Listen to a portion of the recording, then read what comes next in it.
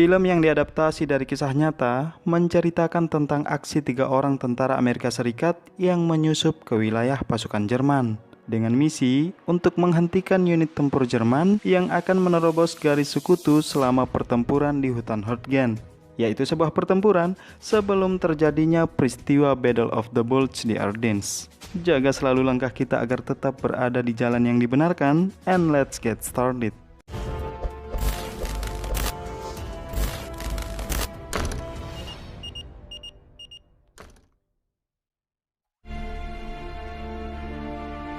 Alone We Fight adalah film rilisan 6 November 2018, disutradarai oleh Justin Lee dan diperankan oleh Aidan Bristow, Matthew James McCarthy, Philip Nathaniel, Corbin Burnson, dan masih banyak lagi.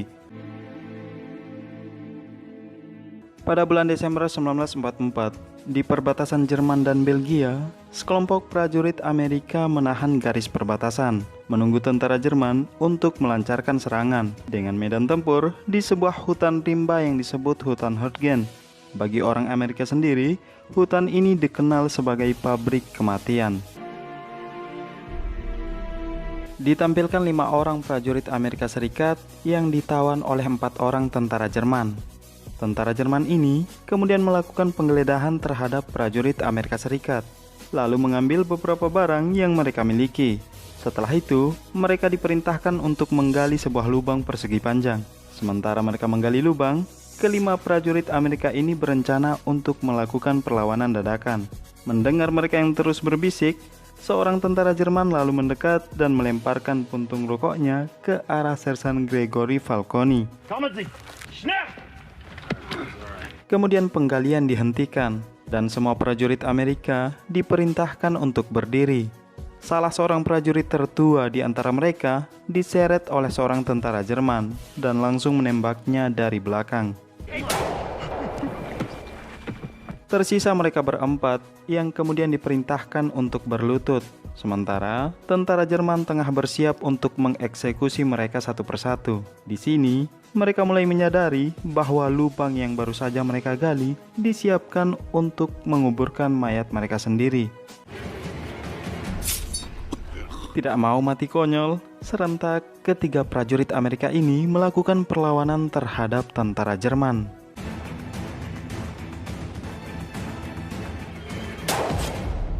Setelah menewaskan tentara Jerman tersebut, Sersan Greg lalu meminta kepada Boston untuk menggendong Goldie yang tertembak. Goldie lalu diantarkan ke pos perawatan untuk mendapatkan penanganan medis. 1, 2, 3. Beberapa saat ketika Sersan Greg menunggu laporan kondisi Goldie, 2 orang letnan tenaga medis bernama Laura dan Jackie kemudian melaporkan bahwa Goldie tidak terselamatkan. Selain itu, menawarkan Sersan Greg dan Boston untuk segera makan. Saat hendak makan, Sersan Greg bertemu dengan prajurit dari unit lain bernama Archer yang membawakan mereka senapan. Di sini, prajurit Boston, Letnan Laura, dan Jackie mengutarakan unek-uneknya masing-masing. Jika perang sudah berakhir, Eropa akan menjadi sebuah lubang mortir yang cukup besar. Sersan Greg lalu menanggapi bahwa waktulah yang akan memulihkan ini semua. You boys should really get some rest. Keesokan paginya, tenaga medis Jackie menghampiri Sersan Greg dan Boston yang sedang duduk termenung. Jackie lalu memberitahu bahwa persediaan kebutuhan medis sudah mulai menipis. Sementara, para tenaga medis tidak akan mendapatkan persediaan baru selama beberapa hari ke depan. Sersan Greg lalu memberikan tanggapan bahwa hutan Hurtgen adalah neraka, karena semua iblis telah berpindah ke hutan Hurtgen. Sersan Greg kemudian melanjutkan bercerita, di mana pada saat ia bersama teman-teman sekolahnya mendaftar masuk militer, saat itu juga peristiwa Pearl Harbor terjadi. Kemudian berlanjut pada Perang Normandia yang menewaskan seluruh rekan seangkatannya. Kemudian Sersan Greg mengambil bendera Jerman lalu mengatakan, bagaimana bisa satu orang dapat membangkitkan seluruh tentara di balik satu pemikiran dan satu simbol. Dan lebih memukau lagi dari pasukan Jerman, mereka tidak mau menyerah sekalipun sudah terkalahkan. Selepas itu, Sersan Greg membakar bendera Jerman tersebut. Di kondisi lain, ketika Sersan Greg menuliskan surat untuk ibunya, prajurit Boston datang membawakannya kopi. Sersan Greg lalu bertanya kepada Boston. You ever gonna ride home, Boston? Boston menjawab, aku hanya tidak ingin ayahku merasakan apa yang aku alami selama di hutan Hortgen. Hutan yang menjadi pabrik kematian bagi siapapun yang mengenakan emblem sekutu. Kemudian Sersan Greg mengatakan, kita akan bisa melewati perang ini. Aku janjikan itu kepadamu. Dan sesaat kemudian,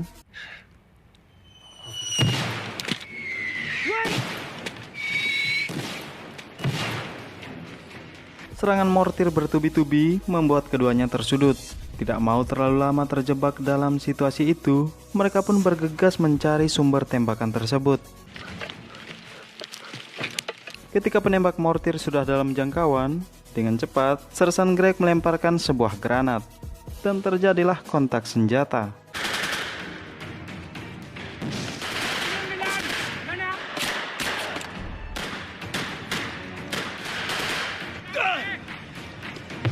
Seusai menghabisi penembak mortir Jerman, keduanya pun kembali. Sersan Greg dan Boston terkejut melihat tenda medis yang sudah hancur akibat serangan mortir. Selain itu, terlihat beberapa orang prajurit yang terluka cukup parah. This place was a target, but for what? Tidak lama kemudian, mereka kedatangan Kolonel Bradley, yang kemudian memerintahkan agar semua pimpinan unit berkumpul di tenda komunikasi. Di sini, Kolonel Bradley menyampaikan bahwa Jerman tengah mempersiapkan seluruh kekuatan untuk melakukan penyerangan. Sementara sumber daya dan persediaan yang mereka miliki sudah tidak mencukupi lagi untuk menahan serangan Jerman. Ia juga mengatakan bahwa serangan Jerman yang diperkirakan akan datang besok pagi dikombinasi dengan tank lapis baja. Selain itu, terdapat pom bensin dengan jarak 1000 yard dari perbatasan yang akan menjadi asupan tank lapis baja Jerman. Before the attack.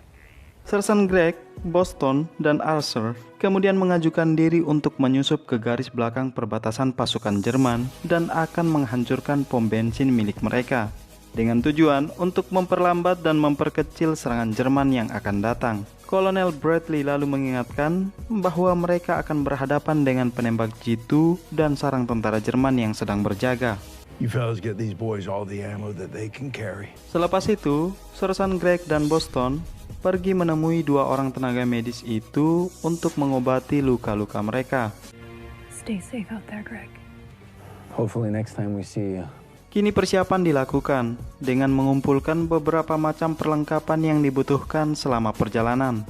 Prajurit Boston dan Arthur kemudian mengutarakan kemungkinan-kemungkinan terburuk yang akan terjadi pada mereka, karena misi yang akan mereka jalankan terlalu berbahaya. Sersan Greg lalu menegaskan bahwa kita sedang berperang.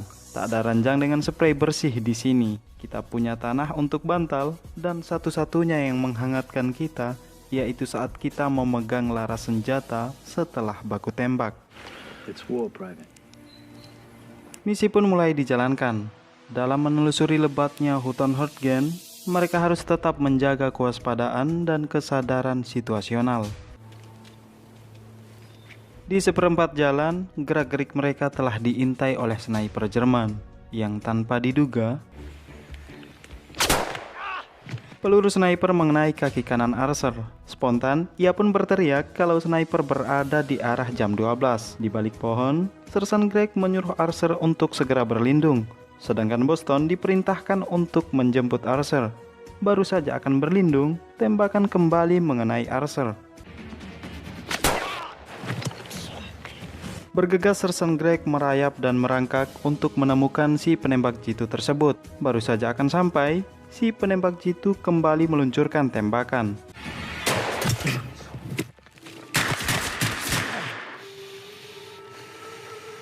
Menyesali kepergian Arthur, Boston hanya terdiam karena tidak bisa melakukan sesuatu yang lebih untuk menyelamatkan Arthur. Seusai mengurus jasad Arthur, keduanya terus melanjutkan perjalanan. Selang beberapa saat, terlihat tentara Jerman yang sedang berjaga, dan tanpa menunggu lama,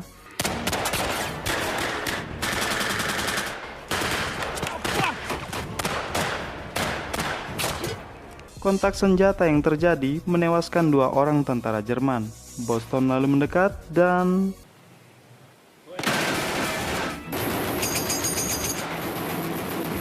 serbuan peluru Jerman membuatnya terkejut. Dari arah kiri, Sersan Greg menembaki seorang tentara Jerman. Sementara Boston menemukan sebuah Panzerschreck milik tentara Jerman. Lalu kemudian, setelah mengamankan situasi, mereka lalu mencari tempat peristirahatan karena hari mulai menjelang malam. Get some sleep, Greg. Keesokan paginya, perjalanan kembali mereka lanjutkan. Sesampainya di lokasi pom bensin yang dimaksud, keduanya pun mulai mengatur strategi penyerangan. Sesaat kemudian, kendaraan Jerman datang untuk mengisi bahan bakar. Saat tentara Jerman ini turun dari tank, keduanya pun mulai merapat. Tanpa berlama-lama, Sersan Greg langsung melemparkan granatnya.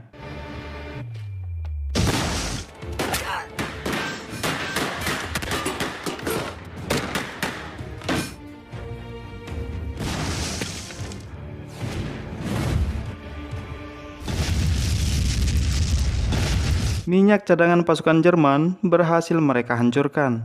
Tentara Jerman yang lainnya mulai berdatangan. Bergegas mereka melarikan diri untuk menghindari serangan tentara Jerman. Namun tentara Jerman ini terus saja membuntuti mereka.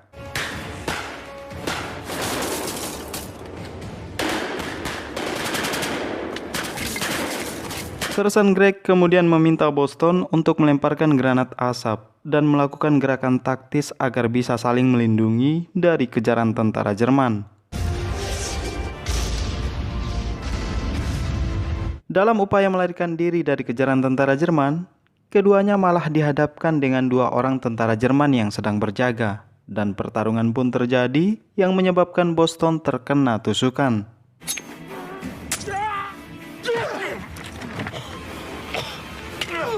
Seusai menewaskan dua orang tentara Jerman tersebut, Boston berdiri dan hendak meluapkan kekesalannya terhadap tentara Jerman. Namun sayang sekali,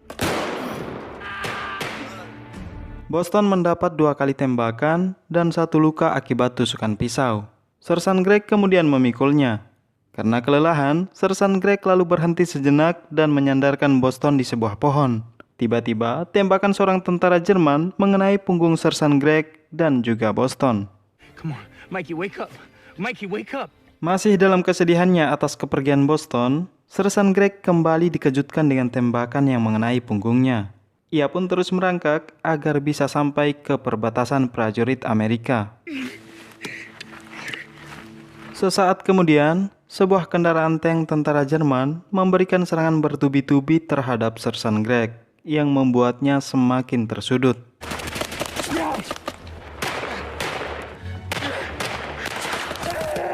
Untung saja, kendaraan Amerika Serikat segera datang dan mematahkan serangan tank tentara Jerman.